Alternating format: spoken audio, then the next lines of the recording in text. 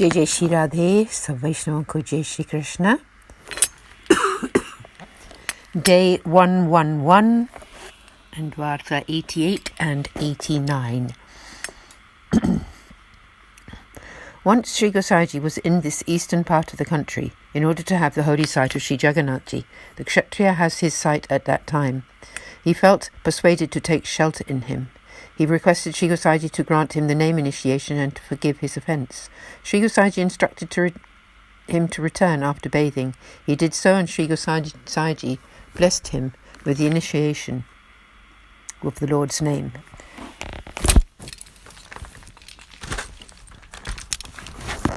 The Kshatriya Vaishnav offered some donations. Sri Gosaiji then started cooking for Seva, and after making the offerings, partook of prasad. He then served prasad to all of his entourage and then to the Kshatriya. The Kshatriya stayed there to sleep after having his prasad. Sri Gosaiji also took to rest. In the morning, Sri Gosaiji left for Jagannath Puri, where he stayed for some days, before returning to Gokul for the holy site of Sri Navneet Priyaji. After this, the Kshatriya visited Gokul together with a group of Vaishnavas. He saw Sri Gosaiji and prostrated before him.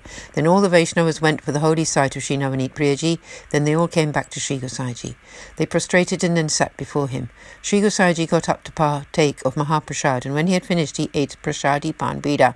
He then sent plates of prasad to all the Vaishnavas. They all partook, and then Sri Gosaiji went to take rest. He had a little nap and then got up before the time for utap and bhog. He began to speak. The Kshatriya sat in the Vaishnava group. Sri Gosaiji began to speak on the subject of surrendering the soul to the Lord, in which he mentioned that one who surrenders their soul with a pure mind, and whom the Guru initiates with a pure heart, that individual attains perfect surrender to the Lord through the auspices of Sri Vallabhacharyaji, reaches the divine realm, and receives the gifts of the Lord's grace-filled leelas, experiences the essential truth of the path of grace, and gains divine vision. The Kshatriya thought to himself, if Sri Gosaiji gracefully allows me, I shall surrender my soul to the Lord. Sri Gosaiji then made the Uttapan Seva, followed by all the Sevas up until the Lord took rest. He brought the Lord's prasadi, flower garland and pan out with him, and when he had finished his Seva, by bowing to the Lord's inner chambers in the temple. When he had partaken of prasad, Sri Gosaiji was sitting alone in his betak on the cushions. The Kshatriya approached him with the request, O Maharaj, I have a humble request. You are the Lord himself and capable of everything and anything. I am just an embodied soul. Therefore, only you can fulfill my heart's desire. Sri Gosaiji replied, What are you saying? What is your heart's desire? Please do tell me. The Kshatriya continued, O Maharaj, my request is to be granted relationship to the Lord's pastimes, which is the reward of this path of grace. Please let me surrender my soul through such initiation. Please satisfy my craving.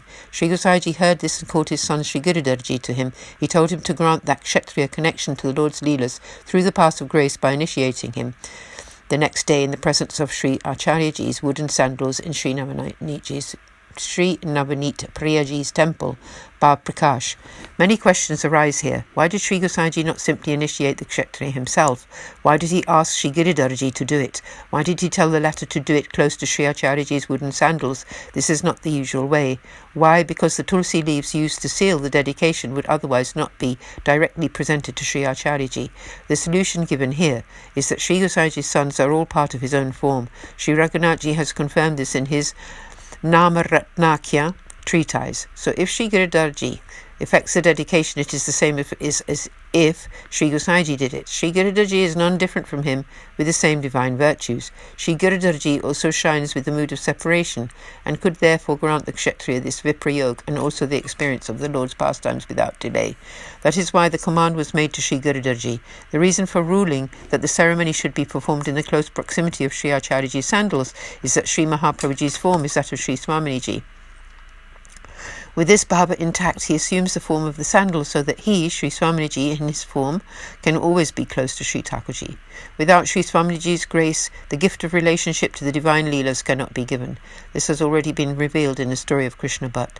This is why Sri Gosaiji gave the command to perform the Brahmasambandh initiation close to Sri Acharyaji's sandals, respecting Sri Swaminiji's bhav. Sri Navneet Priyaji himself gave Brahmasambandh to Ilama Guruji, his Sri Acharyaji's mother, but then she offered the tulsi leaves to the lotus feet of another child, Krishna Swarupa. These are exceptional examples of the works of the Lord's special grace, that he remains as the Supreme Lord within all these forms. The next day, Sri Giridharji very lovingly gave that Kshatriya Vaishnav the Brahma Sambandha initiation. Then the Vaishnava came to Sri Gosaiji and bowed low to him, then sat in front of him. Sri Gosaiji then announced, "Your connection to the divine Leela has still not been established." He called Sri Giridharji to him and asked him, "You did not grant this man the ultimate gift. He still does not have a true connection. Therefore, have him fast for a day. Then with a pure heart initiate him again." Sri Giridharji did just that and initiated him according to the ways of the path of grace. The Kshatriya Vaishnava again approached Sri Gosaiji and bowed to him. Sri Gosaiji again announced that his dedication was not yet firm. Sri Gosaiji again called Sri Giridharji to him and said, "Please have this Kshatriya fast again. You should also fast for the sake of purity of body." Bhav Prakash, then you will also experience separation from the divine beloveds.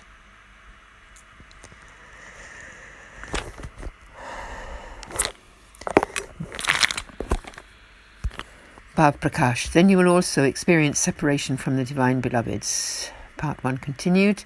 Then please ask me before you initiate him again. The Kshatriya fasted for another day. Sri Giridharji also fasted. The next day they both came to Sri Gosaiji and bowed down to him. Sri Gosaiji said, "Your innermost heart is still not purified. Please fast again." He did so. Then Sri Gosaiji told Sri Giridharji to initiate him again. He did so in the proximity of Sri Acharyaji's wooden sandals, and as he did so, the two of them experienced the presence of Sri Thakurji in the company of the Vraja devotees, the reward of the path of grace. The Vaishnava lost all awareness of his material body and lay in the betak. He did not even think about eating because he was so immersed in the nectar of the divine pastimes. Sri Gosaiji whispered the eight-syllable mantra into his ear, and he regained consciousness. Then he partook of Mahaprasad. The Kshatriya Vaishnavas was filled with divine knowledge and thereon after remained full of love for the beloveds. Thus concludes Varta 88, the story of the Kshatriya Vaishnava who was a recipient of Sri Gosaiji's great grace and an accomplished Vaishnava. There is no end to his tale.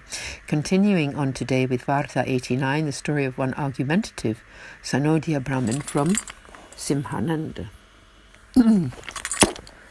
So he is known in Braj Bhasha as the Kandan Brahmin. Bhav Prakash. This is a devotee of Rajasi disposition. In the eternal Leela, his name is Kasodari, who manifested from Gunachud and is therefore a form of her divine loving mood. He was born into a family of Sanodya Brahmins in Simhanand. His mother died when he was 5 years old. His father sent him to stay with one Pandit to study. He studied to a high grade. When he was 30, his father died and he was alone in his home, for he had not married. There was a small group of 4 or 5 men in that village who used to hold satsangs, and this Brahmin would go there. He would debate with everybody. Because of the pride of his learning, he formed no bond with anyone. He would argue with whatever anyone said. So those people gave him the nickname of the argumentative Brahmin, Kandan Brahmin, and there were very many Vaishnavas in Simhanand. We continue with part 1 of Varta 89 tomorrow.